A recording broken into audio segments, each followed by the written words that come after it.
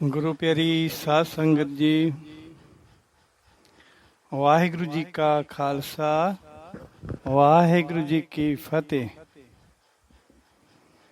ਅੱਜ ਫੇਰ ਮੈਂ ਤੁਹਾਡੇ ਵਾਸਤੇ ਤੁਹਾਡੇ ਆਪਣੇ ਚੈਨਲ ਪਾਵਰ ਆਫ ਗੁਰਬਾਣੀ ਦੇ ਉੱਤੇ ਇੱਕ ਸ਼ਰਧਾ, ਵਿਸ਼ਵਾਸ ਅਤੇ ਨਾਮ ਬਾਣੀ ਦੇ ਵਿੱਚ ਰੰਗ ਰਤੀ ਇੱਕ ਗਾਥਾ ਲੈ ਕੇ ਆਇਆ ਹਾਂ। ਸੰਗਤ ਜੀ, ਆਪਣਾ ਅੱਜ ਦਾ ਵਿਸ਼ਾ ਹੈ ਨਾਮ ਅਭਿਆਸੀ ਗੁਰਮੁਖ ਕਿਵੇਂ ਗੱਲਾਂ ਕਰਦੇ ਹਨ। ਸਾਧ ਸੰਗਤ ਜੀ, ਇਹ ਗਾਥਾ ਆਪ ਜੀ ਨਾਲ ਸਾਂਝੀ ਕਰਨ ਤੋਂ ਪਹਿਲਾਂ ਮੈਂ ਉਹ ਮਹਾਨ ਆਤਮਾ ਤੋਂ ਪਹਿਲਾਂ ਮਾਫੀ ਮੰਗ ਲਵਾਂ ਜਿਨ੍ਹਾਂ ਨੇ ਇਹ ਗੱਲ ਅੱਗੇ ਦੱਸਣ ਤੋਂ ਮਨਾ ਕੀਤਾ ਸੀ। ਪਰ ਰਾਜਾ ਬਿਕਰਮਾਜੀਤ ਦੇ ਦੋ ਹੰਸਾਂ ਵਾਲੀ ਕਹਾਣੀ ਵਾਂਗ ਮੇਰੇ ਖੰਭਾਂ ਵਿੱਚੋਂ ਵੀ ਇਹ ਕਹਾਣੀ ਫੁੱਟ ਫੁੱਟ ਪੈਂਦੀ ਹੈ।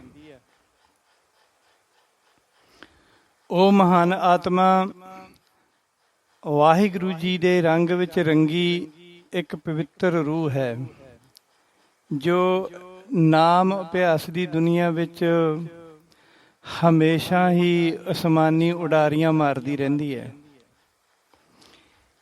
ਜਿਨ੍ਹਾਂ ਦੇ ਆਭਾ ਮੰਡਲ ਵਿੱਚ ਪੂਰੇ ਬ੍ਰਹਿਮੰਡ ਦਾ ਪ੍ਰਕਾਸ਼ ਭਰਮਣ ਕਰਦਾ ਰਹਿੰਦਾ ਹੈ। ਮੈਨੂੰ ਵਿਸ਼ਵਾਸ ਹੈ ਕਿ ਲੋਕਾਂ ਦੇ ਭਲੇ ਵਾਸਤੇ ਮੇਰੇ ਵੱਲੋਂ ਕੀਤੀ ਗਈ ਇਹ ਗਲਤੀ ਨੂੰ ਉਹ ਜ਼ਰੂਰ ਮਾਫ ਕਰਨਗੇ, ਕਿਉਂਕਿ ਉਹ ਮੇਰੇ ਦਿਲ ਦੀ ਗੱਲ ਨੂੰ ਸਮਝਦੇ ਹਨ ਅਤੇ ਹਮੇਸ਼ਾ ਹੀ ਮੈਂ ਉਹਨਾਂ ਦੀ ਪੈਣੀ ਨਜ਼ਰ ਦੇ ਵਿੱਚ ਰਹਿੰਦਾ ਹਾਂ। ਸੰਗਤ ਜੀ, ਨਾਮ ਅਭਿਆਸੀਆਂ ਦੀ ਗਾਥਾ ਇਸ ਪ੍ਰਕਾਰ ਹੈ। ਇਹ ਗਾਥਾ 2018 ਦੀ ਹੈ, 2018 ਦੀ ਹੈ। ਮੈਂ ਪਿਛਲੇ ਕਈ ਸਾਲਾਂ ਤੋਂ ਮਲੇਸ਼ੀਆ ਵਿੱਚ ਰਹਿ ਰਿਹਾ ਹਾਂ। ਇੱਕ ਦਿਨ ਮੈਂ ਗੁਰਬਾਣੀ ਦੀ ਕਲਾਸ ਦੇਣ ਵਾਸਤੇ ਜਾ ਰਿਹਾ ਸੀ ਤਾਂ ਅਚਾਨਕ ਹੀ ਮੇਰੇ ਮਨ ਵਿੱਚ ਖਿਆਲ ਆਇਆ ਅਤੇ ਮੈਂ ਵਾਹਿਗੁਰੂ ਜੀ ਕੋਲੇ ਸ਼ਿਕਾਇਤ ਕਰ ਦਿੱਤੀ ਕਿ ਵਾਹਿਗੁਰੂ ਜੀ, ਜਦੋਂ ਮੈਂ ਪਹਿਲਾਂ ਦੇਸ਼ਾਂ ਵਿਦੇਸ਼ਾਂ ਵਿੱਚ ਘੁੰਮਦਾ ਰਹਿੰਦਾ ਸੀ ਤਾਂ ਨਾਮ ਅਭਿਆਸੀ ਗੁਰਮੁਖਾਂ ਦੇ ਦਰਸ਼ਨ ਹੁੰਦੇ ਹੀ ਰਹਿੰਦੇ ਸਨ ਅਤੇ ਬਚਨ ਵਿਲਾਸ ਵੀ ਹੁੰਦੇ ਰਹਿੰਦੇ ਸੀ। ਹੁਣ ਬਹੁਤ ਸਾਲ ਹੋ ਗਏ ਹੈ, ਕਿਸੇ ਗੁਰਮੁਖ ਦੇ ਦਰਸ਼ਨ ਨਹੀਂ ਹੋਏ। ਇੱਕ ਦਿਨ 11 ਕੁ ਵਜੇ ਲੋਕਲ ਨੰਬਰ ਤੋਂ ਕਾਲ ਆਈ। ਉਸ ਕਾਲ ਵਾਲੇ ਸ਼ਖਸ ਨੇ ਗੁਰੂ ਫਤਿਹ ਬੁਲਾ ਕੇ ਕਿਹਾ ਕਿ ਤੁਸੀਂ ਅਮਰੀਕ ਸਿੰਘ ਬੋਲ ਰਹੇ ਹੋ। ਮੈਂ ਕਿਹਾ ਹਾਂਜੀ। ਉਹਨਾਂ ਨੇ ਕਿਹਾ ਕਿ ਸਿੰਘ ਸਾਹਿਬ ਜੀ, ਬੇਨਤੀ ਹੈ ਕਿ ਅਸੀਂ ਤੁਹਾਨੂੰ ਬਹੁਤ ਜ਼ਰੂਰੀ ਕੰਮ ਵਾਸਤੇ ਮਿਲਣਾ ਚਾਹੁੰਦੇ ਹਾਂ। ਤੁਸੀਂ ਆਪਣਾ ਐਡਰੈਸ WhatsApp ਕਰ ਦਿਓ। ਥੋੜ੍ਹੀ ਦੇਰ ਨੂੰ ਮੇਰਾ ਬੇਟਾ ਤੁਹਾਨੂੰ ਲੈਣ ਲਈ ਆਵੇਗਾ, ਤੁਸੀਂ ਸਾਨੂੰ ਆ ਕੇ ਜ਼ਰੂਰ ਮਿਲੋ। ਮੈਂ ਕਿਹਾ ਠੀਕ ਹੈ ਜੀ। ਤਕਰੀਬਨ 12 ਕੁ ਵਜੇ ਉਹਨਾਂ ਦਾ ਫੋਨ ਆਇਆ ਕਿ ਬੇਟਾ ਨੀਚੇ ਗਾਰਡਨ ਕੋਲ ਖੜਾ ਹੈ ਅਤੇ ਕਾਰ ਦਾ ਆਹ ਨੰਬਰ ਹੈ, ਤੁਸੀਂ ਥੱਲੇ ਚਲੇ ਜਾਓ। ਮੈਂ ਤਾਂ ਤਿਆਰ ਹੀ ਬੈਠਾ ਸੀ ਅਤੇ ਥੱਲੇ ਚਲਾ ਗਿਆ।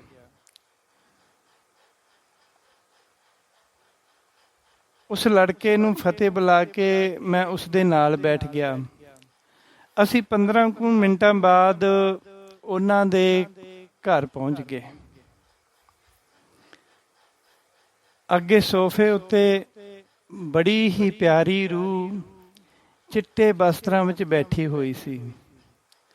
ਉਹਨਾਂ ਨੇ ਖੜੇ ਹੋ ਕੇ ਗੁਰੂ ਫਤਿਹ ਬੁਲਾਈ ਅਤੇ ਸਾਹਮਣੇ ਵਾਲੇ ਸੋਫੇ ਉੱਤੇ ਬੈਠਣ ਵਾਸਤੇ ਮੈਨੂੰ ਇਸ਼ਾਰਾ ਕੀਤਾ। ਮੈਂ ਉੱਥੇ ਹੀ ਸਾਹਮਣੇ ਵਾਲੇ ਸੋਫੇ ਉੱਤੇ ਬੈਠ ਗਿਆ। ਉੱਥੇ ਹੀ ਉਹਨਾਂ ਦੇ ਸਾਹਮਣੇ ਵਾਲੇ ਸੋਫੇ ਉੱਤੇ ਬੈਠ ਗਿਆ। ਉਹਨਾਂ ਨੇ ਬੜੀ ਪਿਆਰੀ ਜੀ ਮੁਸਕਰਾਹਟ ਵਿੱਚ ਕਿਹਾ ਕਿ ਵੀਰ ਜੀ, ਅੱਜ ਆਪਾਂ ਗੁਰਮੁਖਾਂ ਨਾਲ ਗੱਲਾਂ ਬਾਤਾਂ ਕਰ ਲਈਏ। ਫਿਰ ਮੈਂ ਉਹਨਾਂ ਦੀ ਇਹ ਗੱਲ ਸੁਣ ਕੇ ਚੌਂਕ ਜਾ ਗਿਆ। ਮੈਨੂੰ ਯਾਦ ਆਇਆ ਕਿ ਮੈਂ ਥੋੜ੍ਹੇ ਦਿਨ ਪਹਿਲਾਂ ਹੀ ਇਸ ਤਰ੍ਹਾਂ ਸੋਚਿਆ ਸੀ।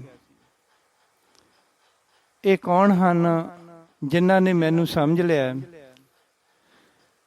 ਪਰ ਮੈਂ ਆਪਣੇ ਖਿਆਲਾਂ ਨੂੰ ਬੰਦ ਕਰਕੇ ਆਖਿਆ, ਸਤਿਬਚਨ ਜੀ। ਫਿਰ ਉਹ ਸੋਫੇ ਉੱਤੇ ਹੀ ਚੌਂਕੜਾ ਮਾਰ ਕੇ ਬੈਠ ਗਏ ਅਤੇ ਅੱਖਾਂ ਬੰਦ ਕਰ ਲਈਆਂ। ਤਕਰੀਬਨ 1 ਮਿੰਟ ਕੁ ਬਾਅਦ ਉਹਨਾਂ ਦੇ ਮੂੰਹ ਵਿੱਚੋਂ ਇੱਕ ਵੱਖਰੀ ਜਿਹੀ ਅਤੇ ਅਨੋਖੀ ਜਿਹੀ ਆਵਾਜ਼ ਨਿਕਲੀ ਅਤੇ ਉਸ ਆਵਾਜ਼ ਨੇ ਮੈਨੂੰ ਗੁਰੂ ਫਤਿਹ ਬੁਲਾਈ। ਆਵਾਜ਼ ਕੁਝ ਜਾਣੀ ਪਹਿਚਾਣੀ ਜਿਹੀ ਲੱਗਦੀ ਸੀ। ਜਦੋਂ ਉਹਨਾਂ ਨੇ ਕਿਹਾ ਕਿ ਅਮਰੀਕ ਸਿੰਘ ਵੀਰ ਜੀ, ਕੀ ਹਾਲ ਹੈ ਤੁਹਾਡੇ? ਬਹੁਤ ਸਾਲ ਹੋ ਗਏ, ਆਪਣੀ ਤਾਂ ਗੱਲ ਹੀ ਨਹੀਂ ਹੋਈ।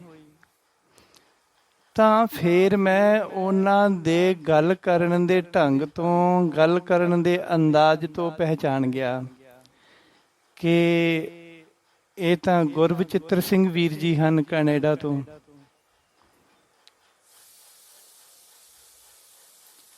ਗੁਰਬਚਿੱਤਰ ਸਿੰਘ ਵੀਰ ਜੀ ਬਹੁਤ ਹੀ ਨਾਮ ਅਭਿਆਸੀ ਅਤੇ ਜੀਵਨ ਵਾਲੇ ਗੁਰਮੁਖ ਪਿਆਰੇ ਹਨ। ਅਸੀਂ ਬਹੁਤ ਸਾਲ ਪਹਿਲਾਂ ਕੈਨੇਡਾ ਵਿੱਚ ਮਿਲੇ ਸੀ। ਭਾਵੇਂ ਹੀ ਸਾਡੇ ਆਸ-ਪਾਸ ਵਾਲੇ ਲੋਕ ਸਾਨੂੰ ਨਾ ਸਮਝ ਸਕੇ ਹੋਣ, ਪਰ ਅਸੀਂ ਇੱਕ ਦੂਜੇ ਨੂੰ ਚੰਗੀ ਤਰ੍ਹਾਂ ਸਮਝ ਚੁੱਕੇ ਸੀ। ਇੱਕ ਦੂਜੇ ਦੀ ਹਾਲਤ ਨੂੰ ਜਾਣਦੇ ਸੀ।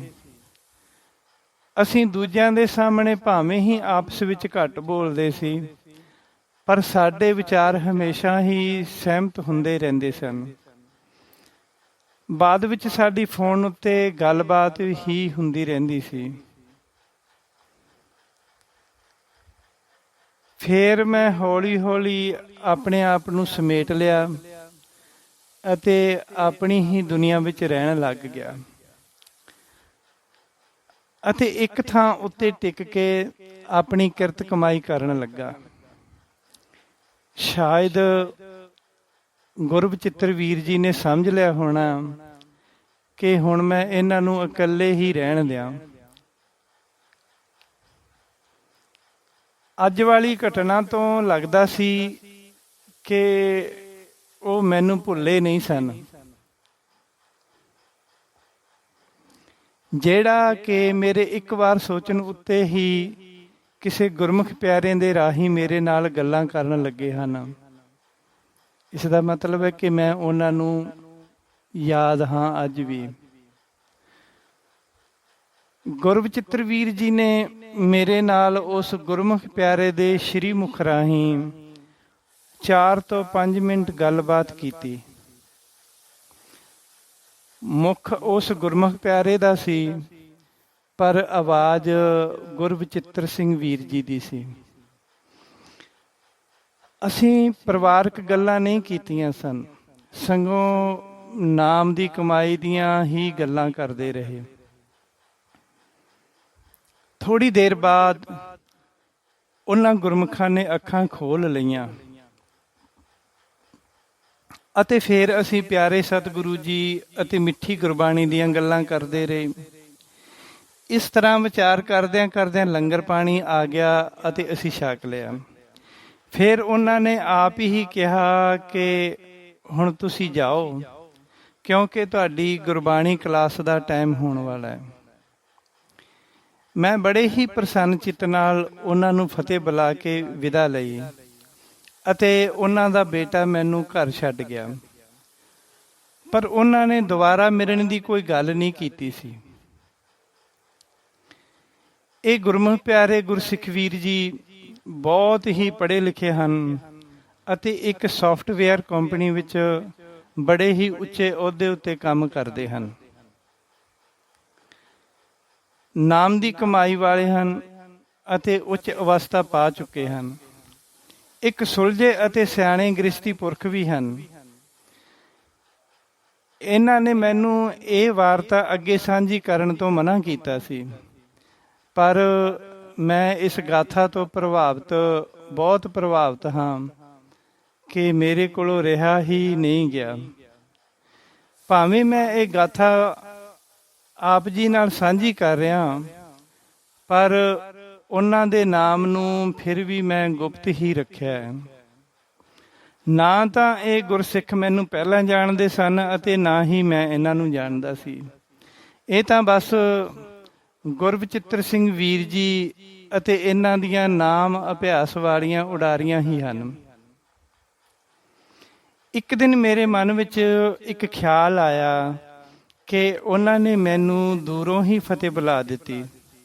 ਜੇ ਉਹ ਥੋੜ੍ਹਾ ਜਿਹਾ ਕਲਾਵੇ ਵਿੱਚ ਲੈ ਲੈਂਦੇ ਜਾਂ ਜੱਫੀ ਪਾ ਲੈਂਦੇ ਤਾਂ ਥੋੜ੍ਹਾ ਆਨੰਦ ਬਣ ਜਾਣਾ ਸੀ। ਇਸ ਤਰ੍ਹਾਂ ਮੈਂ ਸੋਚਿਆ ਮਨ ਵਿੱਚ। ਕੋਈ 10-15 ਦਿਨ ਬੀਤੇ ਹੋਣੇ, 10-15 ਦਿਨ ਹੀ ਬੀਤੇ ਹੋਣੇ ਆ ਕਿ ਉਹਨਾਂ ਵੀਰ ਜੀਆਂ ਦਾ ਫੇਰ ਫੋਨ ਆ ਗਿਆ ਕਿ ਵੀਰ ਜੀ ਤੁਸੀਂ ਫ੍ਰੀ ਹੋ? ਜੇ ਫ੍ਰੀ ਹੋ ਤਾਂ ਆ ਜਾਓ, ਬੈਠ ਕੇ ਇਕੱਠੇ ਲੰਗਰ ਪਾਣੀ ਛਕ ਲਵਾਂਗੇ, ਨਾਲੇ ਬਚਨ ਮਿਲਾਸ ਕਰ ਲਵਾਂਗੇ। ਮੈਂ ਕਿਹਾ ਠੀਕ ਹੈ ਵੀਰ ਜੀ, ਆ ਜਾਂਦਾ। ਥੋੜ੍ਹੀ ਦੇਰ ਬਾਅਦ ਉਹਨਾਂ ਦਾ ਬੇਟਾ ਗੱਡੀ ਲੈ ਕੇ ਆ ਗਿਆ। ਜਦ ਮੈਂ ਉਹਨਾਂ ਦੇ ਘਰ ਪਹੁੰਚਿਆ ਤਾਂ ਉਹ ਪਹਿਲਾਂ ਦੀ ਤਰ੍ਹਾਂ ਸੋਫੇ ਉੱਤੇ ਹੀ ਬੈਠੇ ਸਨ ਅਤੇ ਮੈਨੂੰ ਦੇਖ ਕੇ ਖੜੇ ਹੋ ਗਏ।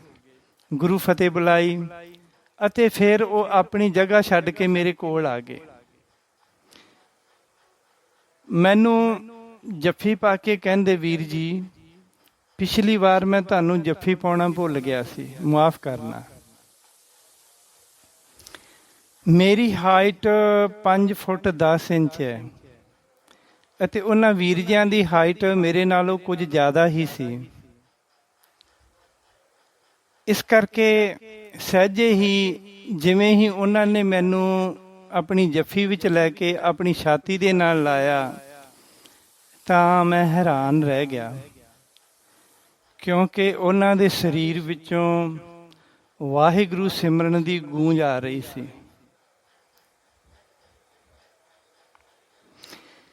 ਜਿਵੇਂ ਕਿ ਹਜ਼ਾਰਾਂ ਲੋਕ ਇਕੱਠੇ ਹੋ ਕੇ ਵਾਹਿਗੁਰੂ ਜੀ ਦਾ ਸਿਮਰਨ ਕਰ ਰਹੇ ਹੋਣ।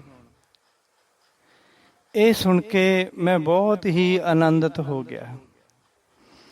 ਉਹਨਾਂ ਨੇ ਮੇਰੀ ਪਿੱਠ ਉੱਤੇ ਹੱਥ ਫੇਰ ਕੇ ਮੈਨੂੰ ਆਪਣੇ ਗਲ ਨਾਲ ਲਾ ਲਿਆ ਅਤੇ ਬੜੇ ਹੀ ਪਿਆਰ ਨਾਲ ਮੈਨੂੰ ਆਪਣੇ ਆਸਣ ਉੱਤੇ ਬਿਠਾ ਦਿੱਤਾ। ਸੰਗਤ ਜੀ, ਮੈਂ ਸੁਣਿਆ ਸੀ ਕਿ ਜਦੋਂ ਸੰਤ ਬਾਬਾ ਕਰਤਾਰ ਸਿੰਘ ਜੀ ਖਾਲਸਾ ਦਮਦਮੀ ਟਕਸਾਲ ਵਾਲਿਆਂ ਦਾ ਐਕਸੀਡੈਂਟ ਹੋਇਆ ਸੀ, ਦਮਦਮੀ ਟਕਸਾਲ ਵਾਲੇ ਸੰਤਾਂ ਮਹਾਂਪੁਰਖ ਸੰਤ ਬਾਬਾ ਕਰਤਾਰ ਸਿੰਘ ਜੀ ਦਾ ਐਕਸੀਡੈਂਟ ਹੋਇਆ ਸੀ, ਤਾਂ ਡਾਕਟਰਾਂ ਨੂੰ ਸਟੈਥੋਸਕੋਪ ਰਾਹੀਂ ਉਹਨਾਂ ਦੇ ਸਰੀਰ ਵਿੱਚੋਂ ਵਾਹਿਗੁਰੂ ਵਾਹਿਗੁਰੂ ਦੀ ਆਵਾਜ਼ ਸੁਣਾਈ ਦਿੱਤੀ ਸੀ। ਮੈਂ ਇਹ ਵੀ ਸੁਣਿਆ ਸੀ ਕਿ ਜਦੋਂ ਸੰਤ ਬਾਬਾ ਕੁੰਦਨ ਸਿੰਘ ਜੀ ਨਾਨਕਸਰ ਵਾਲੇ ਜਦੋਂ ਬਿਮਾਰੀ ਦੀ ਹਾਲਤ ਵਿੱਚ ਲੁਧਿਆਣੇ ਹਸਪਤਾਲ ਵਿੱਚ ਸਨ, ਤਾਂ ਉਦੋਂ ਵੀ ਡਾਕਟਰਾਂ ਨੂੰ ਸਟੈਥੋਸਕੋਪ ਰਾਹੀਂ ਉਹਨਾਂ ਦੇ ਸਰੀਰ ਵਿੱਚੋਂ ਵਾਹਿਗੁਰੂ ਵਾਹਿਗੁਰੂ ਦੀ ਆਵਾਜ਼ ਸੁਣਾਈ ਦਿੱਤੀ ਸੀ। ਪਰ ਅੱਜ ਮੈਂ ਆਪਣੇ ਕੰਨਾਂ ਨਾਲ ਇੱਕ ਗੁਰਮੁਖ ਪਿਆਰੇ ਅਤੇ ਨਾਮ ਅਭਿਆਸੀ ਦੇ ਸਰੀਰ ਵਿੱਚੋਂ ਵਾਹਿਗੁਰੂ ਵਾਹਿਗੁਰੂ ਦੀ ਆਵਾਜ਼ ਸੁਣੀ ਸੀ। ਇਹ ਸੁਣ ਕੇ ਮੇਰੇ ਆਨੰਦ ਦੀ ਸੀਮਾ ਹੀ ਨਹੀਂ ਰਹੀ ਸੀ। ਮੇਰੀ ਤਾਂ ਉਹ ਹਾਲਤ ਹੋ ਗਈ ਸੀ ਕਿ ਕਹਿਤ ਕਬੀਰ ਗੂੰਗੇ ਗੁੜ ਖਾਇਆ, ਪੁੱਛੇ ਤੇ ਕਿਆ ਕਹੀਐ, ਜਾਂ ਫਿਰ ਕਹਿਬੇ ਕੋ ਸੋਭਾ ਨਹੀਂ, ਦੇਖਾ ਹੀ ਪ੍ਰਵਾਨ। ਉਹ ਆਨੰਦਦਾਇਕ ਸਮਾਂ, ਟਾਈਮ ਜੋ ਮੇਰੇ ਕੰਨਾਂ ਨੇ ਸੁਣਿਆ, ਉਹ ਸਮਾਂ ਕਿਹਾ ਨਹੀਂ ਜਾ ਸਕਦਾ। ਉਸ ਵਾਸਤੇ ਕੋਈ ਵੀ ਸ਼ਬਦ ਦੁਨੀਆ ਦਾ ਵਰਤੋਂ ਵਿੱਚ ਨਹੀਂ ਲਿਆ ਜਾ ਸਕਦਾ। ਕੋਈ ਵੀ ਵਰਤੋਂ ਵਿੱਚ ਸ਼ਬਦ ਨਹੀਂ ਵਰਤ ਸਕਦੇ ਆਪਾਂ ਉਸ ਆਨੰਦ ਨੂੰ ਕਹਿਣ ਵਾਸਤੇ। ਸੋ ਸੰਗਤ ਜੀ, ਇਹ ਸੀ ਨਾਮ ਅਭਿਆਸੀਆਂ ਦਾ ਜੀਵਨ। ਇਸ ਗਾਥਾ ਦੇ ਮੁਤਾਬਕ ਅਸੀਂ ਵੀ ਨਾਮ ਜਪ ਜਪ ਕੇ ਉੱਚੀ ਅਵਸਥਾ ਪ੍ਰਾਪਤ ਕਰ ਸਕਦੇ ਹਾਂ। ਅਸੀਂ ਵੀ ਹਜ਼ਾਰਾਂ ਮੀਲਾਂ ਦੂਰ ਬੈਠੇ ਆਪਣੇ ਪਿਆਰਿਆਂ ਦੇ ਨਾਲ ਗੱਲਾਂ ਕਰ ਸਕਦੇ ਹਾਂ। ਅਸੀਂ ਵੀ ਹਜ਼ਾਰਾਂ ਮੀਲ ਦੂਰ ਬੈਠੇ ਆਪਣੇ ਪਿਆਰਿਆਂ ਨੂੰ ਦੇਖ ਸਕਦੇ ਹਾਂ। ਪਰ ਸਾਡੇ ਅਤੇ ਉਹਨਾਂ ਵਿੱਚ ਫਰਕ ਸਿਰਫ ਇਤਨਾ ਹੀ ਹੈ ਕਿ ਅਸੀਂ ਨਾਮ ਬਾਣੀ ਪੜ੍ਹਨ ਦੇ ਬਦਲੇ ਵਿੱਚ ਵਾਹਿਗੁਰੂ ਜੀ ਕੋਲੋਂ ਮਿਲੀ ਪੋਜ਼ੀਟਿਵ ਐਨਰਜੀ ਨੂੰ ਦੁਨਿਆਵੀ ਕੰਮਾਂ ਵਿੱਚ ਅਤੇ ਪਰਿਵਾਰ ਦੇ ਜੀਆਂ ਉੱਤੇ ਖਰਚ ਦਿੰਦੇ ਆ। ਫਿਰ ਕਹਿੰਦੇ ਆ ਕਿ ਜੀ ਅਸੀਂ ਬਾਣੀ ਤਾਂ ਬਹੁਤ ਪੜ੍ਹਦੇ ਹਾਂ ਪਰ ਮਨ ਨਹੀਂ ਟਿਕਦਾ। ਹੁਣ ਤੁਸੀਂ ਦੱਸੋ ਕਿ ਬਾਣੀ ਤਾਂ ਅਸੀਂ ਆਪਣੇ ਕੰਮਾਂ ਕਾਰਾਂ ਨੂੰ ਮਨ ਵਿੱਚ ਰੱਖ ਕੇ ਪੜ੍ਹੀ ਹੈ, ਅਤੇ ਫਿਰ ਅਸੀਂ ਆਖਦੇ ਹਾਂ ਕਿ ਬਾਣੀ ਵਿੱਚ ਸਾਡਾ ਮਨ ਨਹੀਂ ਟਿਕਦਾ, ਨਿਤਨੇਮ ਨਹੀਂ ਬਣਦਾ ਜੀ, ਅੰਮ੍ਰਿਤ ਵੇਲਾ ਨਹੀਂ ਬਣਦਾ ਜੀ। ਜਦੋਂ ਕੰਮਾਂ ਨੂੰ ਹੀ ਮਨ ਵਿੱਚ ਰੱਖ ਕੇ ਗੁਰਬਾਣੀ ਪੜ੍ਹੀ ਹੈ ਤਾਂ ਮਨ ਵਿੱਚ ਕੰਮ ਹੀ ਹੋਣਗੇ। ਬਾਣੀ ਵਿਚਾਰੀ ਨੂੰ ਮਨ ਵਿੱਚ ਕਿੱਥੇ ਥਾਂ ਮਿਲਦੀ ਹੈ। ਸੰਗਤ ਜੀ, ਨਾਮ ਅਭਿਆਸੀ ਜਾਂ ਗੁਰਮੁਖ ਜਾਂ ਸੰਤ ਬ੍ਰਹਮ ਗਿਆਨੀ ਕੋਈ ਉੱਤੋਂ ਨਹੀਂ ਡਿੱਗੇ ਹੁੰਦੇ। ਉਹ ਵੀ ਸਾਡੇ ਵਰਗੇ ਹੀ ਮਨੁੱਖ ਪੈਦਾ ਹੋਏ ਹੁੰਦੇ ਹਨ, ਪਰ ਉਹ ਨਾਮ ਦਾ ਅਭਿਆਸ ਕਰ ਕਰਕੇ, ਬਾਣੀ ਪੜ੍ਹ ਪੜ੍ਹ ਕੇ ਉੱਚੀ ਅਵਸਥਾ ਨੂੰ ਪ੍ਰਾਪਤ ਕਰ ਲੈਂਦੇ ਹਨ ਅਤੇ ਵਾਹਿਗੁਰੂ ਜੀ ਦੇ ਨੇੜੇ ਹੋ ਜਾਂਦੇ ਹਨ। ਅਤੇ ਫਿਰ ਉਹਨਾਂ ਦੀ ਰਾਮ ਸੰਤ ਮਹਿ ਭੇਦ ਕਿਛ ਨਾਹੀ ਵਾਲੀ ਅਵਸਥਾ ਹੋ ਜਾਂਦੀ ਹੈ। ਪਰ ਅਸੀਂ ਬਦਕਿਸਮਤੇ ਅਤੇ ਬੁੱਧੂ ਲੋਕ ਹਾਂ। ਪਹਿਲਾਂ ਤਾਂ ਅਸੀਂ ਕਈ ਸਾਲ ਤੱਕ ਪਾਠ ਪੂਜਾ ਕਰ ਕਰਕੇ ਅਤੇ ਅਰਦਾਸਾਂ ਕਰ ਕਰਕੇ ਧਨ ਇਕੱਠਾ ਕਰਦੇ ਹਾਂ। ਆਪਣੇ ਬੱਚਿਆਂ ਨੂੰ ਕੈਨੇਡਾ, ਅਮਰੀਕਾ, ਲੰਡਨ ਵਗੈਰਾ ਭੇਜਦੇ ਹਾਂ ਅਤੇ ਫਿਰ ਬਾਕੀ ਦਾ ਸਮਾਂ ਅਰਦਾਸਾਂ ਕਰ ਕਰਕੇ, ਪਾਠ ਕਰ ਕਰਕੇ ਉਹਨਾਂ ਦੀ ਸੁੱਖ ਮੰਗਦੇ ਰਹਿੰਦੇ ਹਾਂ। ਕਹਿੰਦੇ ਆ, ਹੇ ਵਾਹਿਗੁਰੂ ਜੀ, ਉਹ ਬੁਰੀ ਸੰਗਤ ਨੂੰ ਛੱਡ ਦੇਣ, ਉਹ ਨਸ਼ੇ ਛੱਡ ਦੇਣ, ਉਹਨਾਂ ਦਾ ਗ੍ਰਸਤੀ ਜੀਵਨ ਸੁਖੀ ਰਹੇ। ਬਸ ਇਹੋ ਜਿਹਾ ਹੀ ਕੁਛ ਮੰਗਦੇ ਰਹਿੰਦੇ ਆ। ਅਸੀਂ ਆਪਣੀ ਕਮਾਈ ਨਾਲ ਤਾਂ ਸੁੱਖ ਭੋਗ ਲਏ ਅਤੇ ਦੁੱਖਾਂ ਵੇਲੇ ਕਿਸੇ ਚੰਗੇ ਜਿਹੇ ਸੰਤ ਨੂੰ ਲੱਭਣ ਤੁਰ ਪੈਂਦੇ ਆ। ਅਸੀਂ ਆਪਣੀ ਨਾਮ ਵਾਲੀ ਕਮਾਈ ਨਾਲ ਤਾਂ ਸੁੱਖ ਭੋਗ ਲਏ ਅਤੇ ਦੁੱਖਾਂ ਵੇਲੇ ਕਿਸੇ ਚੰਗੇ ਜਿਹੇ ਸੰਤ ਨੂੰ ਲੱਭਣ ਤੁਰ ਪੈਂਦੇ ਆ। ਅਸੀਂ ਸੋਚਦੇ ਹਾਂ ਕਿ ਐਸਾ ਸੰਤ ਮਿਲ ਜਾਏ ਜੋ ਚੁਟਕੀਆਂ ਵਿੱਚ ਹੀ ਸਾਡੇ ਸਾਰੇ ਦੁੱਖ ਦੂਰ ਕਰ ਦੇਵੇ। ਅਸੀਂ ਆਪਣੀ ਨਾਮ ਵਾਲੀ ਕਮਾਈ ਤਾਂ ਹੋਰ ਕੰਮਾਂ ਵਿੱਚ ਖਰਚ ਲੈਂਦੇ ਹਾਂ ਅਤੇ ਫਿਰ ਸੰਤਾਂ ਦੀ ਕਮਾਈ ਨੂੰ ਲੁੱਟਣ ਚੱਲ ਪੈਂਦੇ ਹਾਂ ਕਿ ਹੁਣ ਉਹ ਆਪਣੀ ਕਮਾਈ ਖਰਚ ਕੇ ਸਾਨੂੰ ਨਾਮ ਨਾਲ ਜੋੜਨ।